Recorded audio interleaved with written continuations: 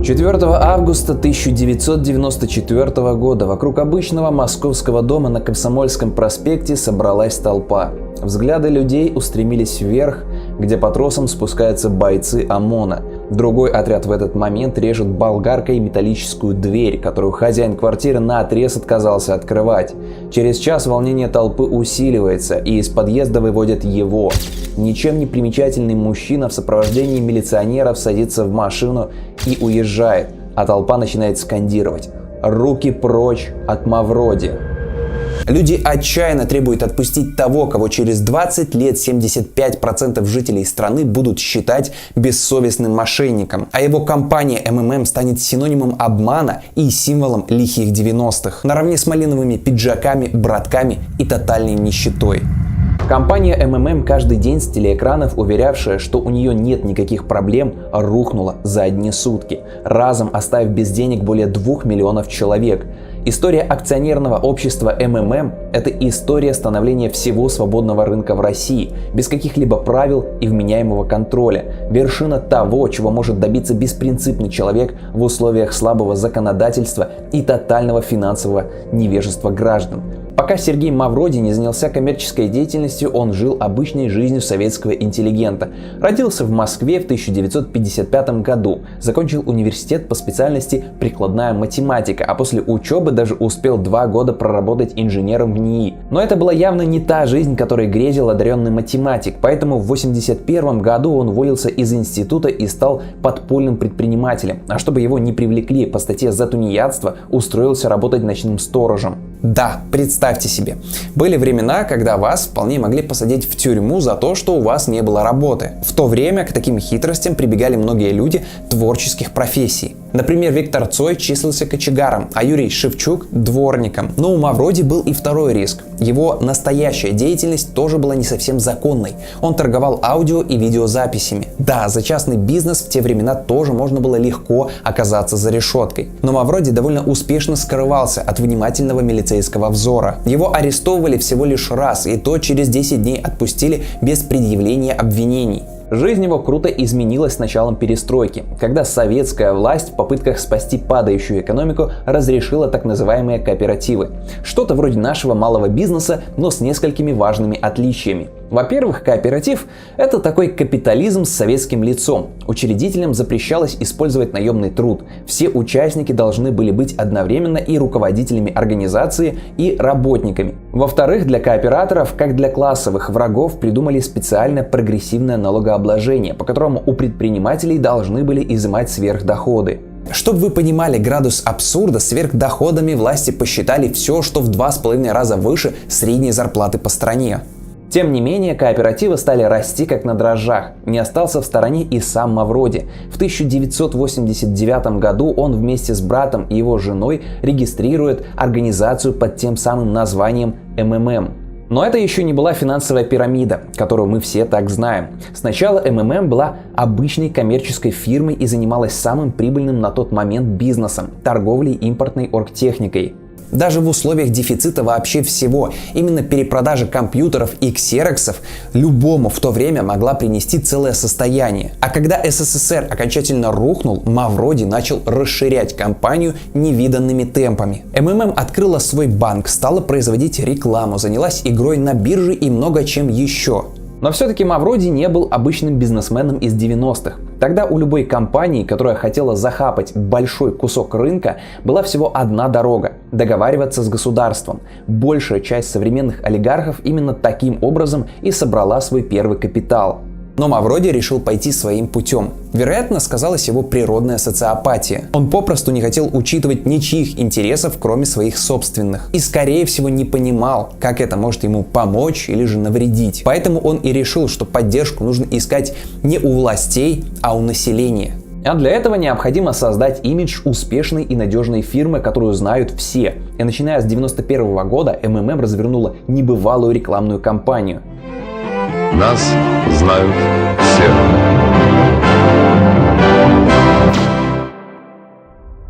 Кстати, из-за этой рекламы многие до сих пор думают, что МММ обманывала людей намного дольше, чем это было на самом деле. Как раз потому, что компания начала активно пиариться сильно раньше своего преображения в пирамиду. Плакатами МММ был заклеен весь город. Фирма спонсировала несколько телепередач и музыкальных клипов. В сентябре 1991 года Мавроди даже организовал день бесплатных поездок в московском метро. И это работало. МММ была одной из самых быстро растущих компаний России. К 1992 году у Мавроди насчитывалось уже 300 филиалов по всей стране. Но долго такое счастье продолжаться не могло. Чем больше рос бизнес, тем больше он привлекал к себе внимание властей. И в один прекрасный момент в офис МММ пришла налоговая вместе с ОМОНом. У компании изъяли все финансовые документы, заморозили их счета и, естественно, нашли признаки уклонения от уплаты налогов. А в МММ-банке вообще обнаружилась огромная финансовая дыра. На момент проверки там просто не было тех денег, которые банк должен был кредиторам и вкладчикам. И даже после многочисленных предписаний банк не пытался погасить долги и продолжал выписывать новые кредиты. Так что в мае 93-го у него вообще решили отозвать лицензию. Это был поворотный момент для Мавроди.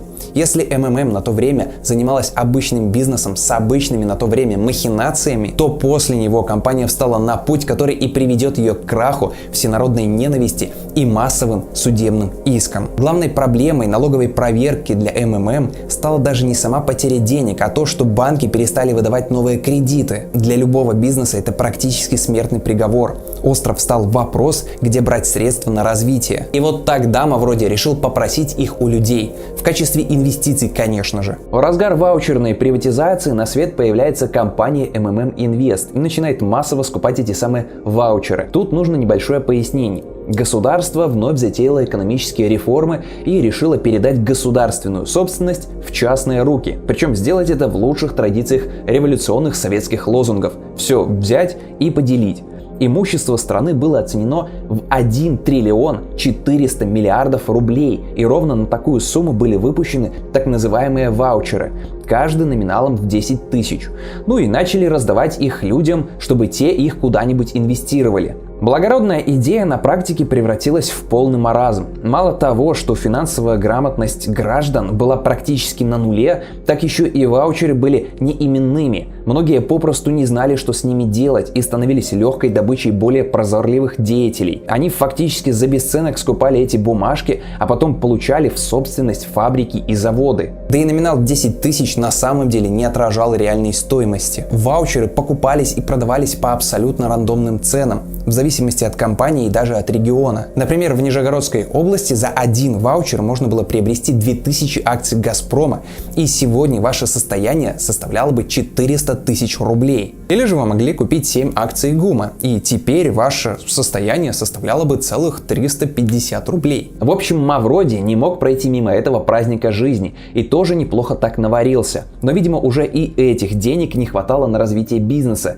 или на растущие аппетиты самого Мавроди. Оставалось сделать всего один шаг. Как видите, появление пирамиды не было таким уж внезапным. Ей предшествовала целая 5-летняя история вполне себе успешной компании, которая, кстати, пользовалась огромным доверием у населения, благодаря рекламе буквально из каждого утюга. Так что прежде чем удивляться глупости вкладчиков МММ, вспомните, что они несли деньги не в какую-то там левую шарагу, а вполне себе надежную и всеми уважаемую фирму. Итак, с 1994 года события начинают развиваться стремительно. Мавроди решает переделать МММ в акционерное общество и вполне официально выпускает 991 тысячу акций. В свободную продажу они поступают 1 февраля. Трудно сказать, в какой именно момент Мавроди понял, что превратит свою компанию в финансовую пирамиду, но уже через неделю он устанавливает так называемые двойные котировки, то есть вводит принудительный рост цен акций в ручном режиме.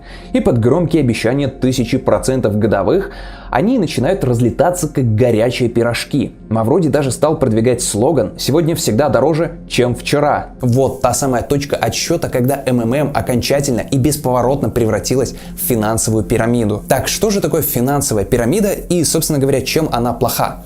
Ну, если вкратце, то это просто система перераспределения денег. Пирамида не ведет никакой коммерческой деятельности, она не занимается ни инвестициями, ни торговлей, ни производством товаров и услуг. Зато ее акции почему-то растут фантастическими темпами. Этого удается добиться благодаря тому, что перед старыми вкладчиками расплачиваются деньгами новых. А это значит, что пирамида может существовать только до тех пор, пока есть стабильное поступление денег. И она всегда должна больше, чем у нее на самом деле есть. Именно по этим двум причинам пирамиды всегда рушатся и всегда не способны расплатиться со всеми вкладчиками. Конечно, Мавроди не сам додумался до такой схемы. В современном виде ее создал Чарльз Понци, который в начале 20 века в Америке обманул 17 тысяч человек. Мавроди просто перенес схему Понци на российскую реальность и обманул больше 2 миллионов человек. А теперь давайте посмотрим, как это произошло. Итак, все акции МММ были распроданы за первый же месяц. Тогда их цена была в 2 раза дороже номинала, а кассы прямо-таки ломились от желающих купить еще. Потому что даже те, кто сперва не верил Мавроди, потом все равно понесли ему свои сбережения. А как, собственно, не понести? Ведь он действительно платил те проценты, которые обещал. И это, кстати, неудивительно. Любая пирамида поначалу все исправно выплачивает. Ну а народный образ Мавроди тем временем окончательно сложился. Его воспринимали никак иначе, как финансового гения. Он был единственным честным бизнесменом, кто готов протянуть руку помощи в эти тяжелые времена, в то время как другие в 90-е открыто обирали народ. На руку Мавроди сыграла не только наивность людей, но и гиперинфляция. В начале 90-х рубль летел вниз бешеными темпами. В 1992 году инфляция составляла 2500%, в 1993-м 840%. Люди искали любую возможность хоть как-то сохранить свои сбережения, и вклад в МММ, казалось, идеально подходил на эту роль. Сама возможность не только сохранить свои деньги в эти тяжелые времена, но их еще и приумножить, выглядела вполне привлекательно. Нужно было быть сумасшедшим, чтобы отказываться от денег, которые сыпались на тебя фактически с неба. Третий кит, на котором держался успех МММ, это беспрецедентный по размаху пиар. МММ была крупнейшим рекламодателем в стране, а 31 декабря 1993 года в эфире НТВ с новогодним обращением обратился не президент России, а президент МММ. Это и сейчас для нас мало что значит это обращение, и все его смотрят с изрядной долей скептицизма. Тогда же это значило достаточно много. Реклама делалась не только с размахом, но и с точным расчетом. Мавроди прекрасно понимал, что его целевая аудитория – это простые работяги, которые после развала СССР потеряли для себя все ориентиры. Значит, нужно дать им этот ориентир. Дать им такую рекламу, чтобы они в ней видели себя и свое будущее счастье. И МММ запустила целый рекламный сериал из 43 эпизодов, где простой экскаваторщик Леня Голубков наглядно показывал, как прекрасна жизнь вместе с МММ. Можно купить жене сапоги, шубу, слетать в Америку, а там и дом в Париже построить. А фраза «я не халявщик, я партнер» до сих пор не выходит из головы у людей постарше. Кормить нас, я не халявщик. Я партнер! Верно, Леня. Мы партнеры. АО МММ. В общем, доверие к МММ было практически безграничным. Но через какое-то время возникла одна маленькая проблемка. Акции МММ закончились, народ все скупил. По закону компания уже выпустила максимально возможное их количество. Первый раз Мавроди не стал изобретать велосипед и просто обошел это ограничение. Он просто открыл новую фирму под названием МММ Фонды и выпустил акции уже от ее имени. Но и они закончились буквально через месяц. Тогда Мавроди отказался от довольно-таки привлекательной идеи открыть еще одну фирму и уже от ее имени выпустить акции. Хотя способ, казалось бы, довольно-таки проверенный. Проверенный, но неудобный. Все-таки новая фирма – это дополнительные расходы, бюрократические проволочки и время. Да и, собственно, ненужное привлечение внимания со стороны властей. И вот тогда-то Мавроди и решает по-настоящему хакнуть систему. Вместо новых акций он выпускает собственные деньги. Ну, то есть как деньги? Не совсем. Это билеты МММ. Вот такие. С портретом самого Мавроди вместо Ленина. В народе такие бумажки называли мавродиками. Тут есть и водяные знаки, и прочие способы защиты, да их даже печатали на настоящих станках для производства денег. Но юридически они были просто красивыми бумажками. Зато делать таких можно было сколько душе угодно. Сразу после печати Мавроди заявляет, что 100 таких билетов МММ равняются одной акции, и тут же запускает их в продажу. Кстати, самое забавное, что их формально даже не продавали. Покупка выглядела так. Человек приходил в филиал МММ и просил дать ему, например, 50 билетов. Кассир проверял котировки акций и называл цену, после чего с клиентом оформлялся договор на безвозмездное дарение в пользу МММ суммы, которая равнялась стоимости билетов, а сам билет выдавался просто как сувенир. Его продажа нигде и никак не фиксировалась. Ну а если же человек хотел поменять мавродики на реальные деньги, то сделка проводилась таким же образом, только наоборот. Уже МММ как бы безвозмездно дарила клиенту деньги. В общем, схема довольно-таки мутная, но как бы с юридической точки зрения не придраться. К июлю количество вкладчиков исчислялось уже миллионами, и хоть профессиональным финансистам все про МММ было ясно еще с момента введения двойных котировок, но простых людей это не интересовало. Главное, чтобы деньги платили, а там уж пусть сами решают да разбираются между собой. Но, как я уже говорил, финансовые пирамиды не вечны, а в случае с компанией Мавроди развязка наступила даже быстрее, чем он мог подумать. Формально МММ существовала аж до 1997 года, но на самом деле она рухнула еще в 1994, спустя всего полгода после запуска. Те, кто купил акции в феврале, а сбросил их в июне, увеличил свои вложения в 127 раз. Но, как вы понимаете, таких было единицы. Большинство же лишилось своих денег буквально за один день. Но где же в этот момент были власти? Почему бездействовала милиция и прокуратура? Ведь Мавроди совершал прямо-таки грандиозную аферу прямо у всех на глазах, ни капли при этом не скрываясь. Конечно, за МММ наблюдали, но предъявить ей было нечего, так как Мавроди придумал юридически идеальную схему. Тогда просто не существовало законов, запрещающих финансовые пирамиды. Забегая вперед, скажу, что такой закон в России придумали только в 2016 году, когда Мавроди еще несколько раз попытался возродить МММ. Но нельзя сказать, что ему вообще никак не пытались противостоять. Ситуацию с МММ обсуждали даже на заседании правительства. Сам Мавроди потом утверждал, что его неоднократно приглашали в Кремль на переговоры, но он все время гордо отказывался. Также ему пробовали противодействовать информационно. По телевизору начали выступать чиновники всех мастей и предостерегать людей от вкладов в МММ. Но это тоже очень слабо помогало, ведь люди видели деньги и видели их приумножение буквально с пустого места. Это затуманивало глаза даже вполне грамотным экономически гражданам. В конце концов, власти решили действовать радикально и попробовать прижать Мавроди хоть за что-то. И его, как и 2 года назад, опять обвинили в неуплате налогов на 50 миллиардов рублей. Юридически дело было устроено довольно-таки сложно. Из одной структуры МММ деньги переводились в другую. И вот где-то по пути терялась какая-то сумма. А потом еще и проценты набежали. Но это как бы не суть как важно. Может показаться, что для МММ 50 миллиардов это довольно-таки неподъемная сумма. Да и действительно, по тем временам сумма довольно-таки космическая. И такой долг должен был уничтожить компанию буквально мгновенно.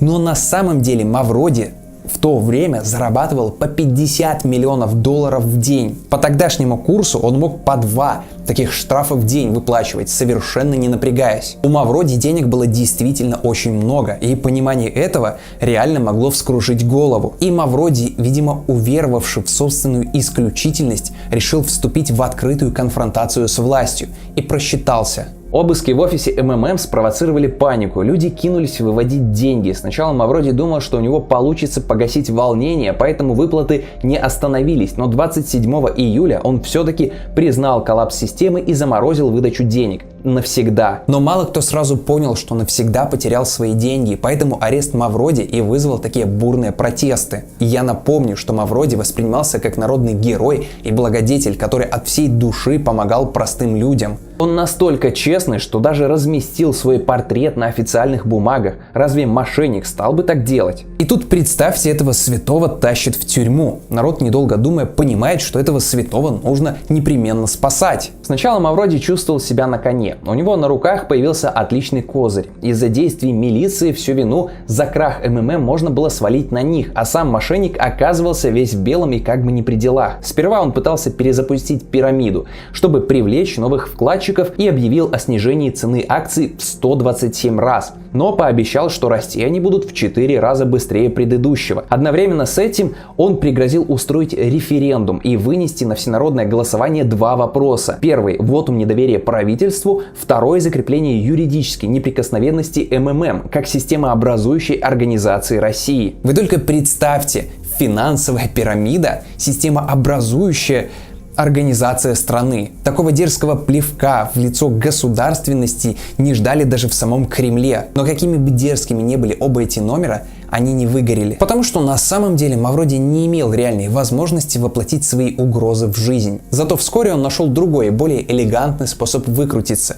Он заявил о желании баллотироваться в Государственную Думу. Никакой предвыборной программы Мавроди, естественно, не имел. У него был всего один актив – доверие вкладчиков МММ. И всего одно обещание – выберите депутатам, верну деньги. И это, черт побери, сработало. Он побеждает, получает депутатскую неприкосновенность и тут же выходит на свободу, отсидев за решеткой всего 3 месяца. Но напрасно люди надеялись получить свои деньги обратно. В лучших традициях большинства политиков Мавроди вовсе не торопился выполнять предвыборные обещания. На самом деле он вообще наплевал на всех, и на простых людей, и на своих новых коллег-депутатов. Вообще довольно удивительно, как в одном человеке может уживаться такое поразительное чутье финансового мошенника с такой поразительной политической безграмотностью. В итоге, изначально имея неплохую народную поддержку и возможность заручиться хорошими связями на самом верху, Мавроди благополучно все профукивает буквально за год. Вкладчиков МММ он пытался превратить в политическую силу и создал партию народного капитала, но оказался настолько неумелым руководителем, что акции сторонников МММ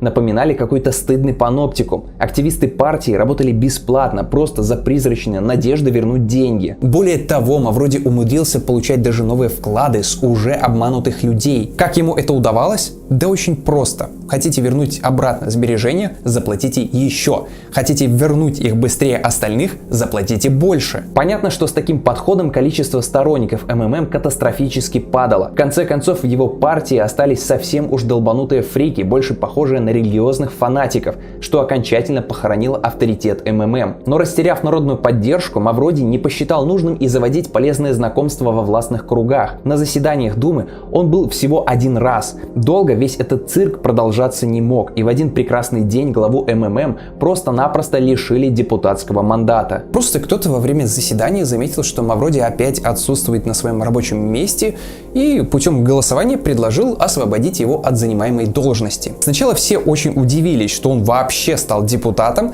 а затем все дружно проголосовали «за», единогласным решением выкинув его из Думы с формулировкой «за продолжение коммерческой деятельности». И для Мавроди это стало неожиданностью. Такое ощущение, что он обращал внимание только на юридические правила и вообще не понимал, как работают межличностные отношения. Он был уверен, что на заседание можно спокойно не ходить, потому что не было правила, запрещающего прогулы. Но он был уверен, никакой коммерческой деятельностью юридически он не занимался, потому что все было оформлено так, будто бы он руководит МММ на общественных началах, то есть бесплатно. Поэтому Мавроди и считал, что ничего не нарушает, и впереди у него как минимум 4 года депутатской неприкосновенности. А в итоге вновь под следствием он оказался уже всего лишь через год. Затем он пытается повторить свой номер с выборами и выдвинуться кандидатом в президенты, но ему отказали в регистрации. А вот дело с обвинением в мошенничестве шло полным ходом. Плюс к нему подключились и гражданские иски от потерпевших. Суд официально принял претензии почти 2000 вкладчиков на сумму $82 миллиона.